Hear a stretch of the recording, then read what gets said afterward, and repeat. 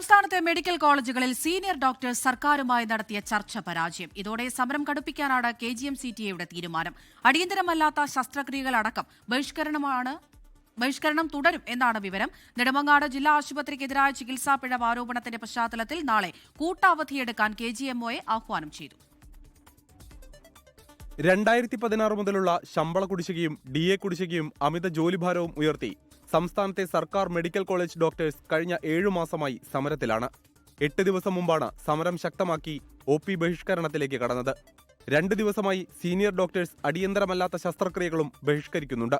ഇതോടെ മെഡിക്കൽ കോളേജുകളുടെ പ്രവർത്തനം താളം തെറ്റി. അധ്യാപനം ബഹിഷ്കരിച്ചതോടെ മെഡിക്കൽ കോളേജ് വിദ്യാർത്ഥികളും പ്രതിസന്ധിയിലാണ്. ഇന്ന് മുഖ്യമന്ത്രിയുമായും വിവിധ വകുപ്പുകളുമായും നടത്തിയ ചർച്ച പരാജയപ്പെട്ടതോടെ സമരം വരും ദിവസങ്ങളിൽ ശക്തിപ്പെടുത്താനാണ് തീരുമാനം. അതേസമയം നെടുമങ്ങാട് ജില്ലാ ആശുപത്രിക്കെതിരായ ചികിത്സാ പിഴവ് ആരോപണത്തിന്റെ പശ്ചാത്തലത്തിൽ കേരള ഗവൺമെന്റ് മെഡിക്കൽ ഓഫീസേഴ്സ് അസോസിയേഷനും സമരം തുടരും.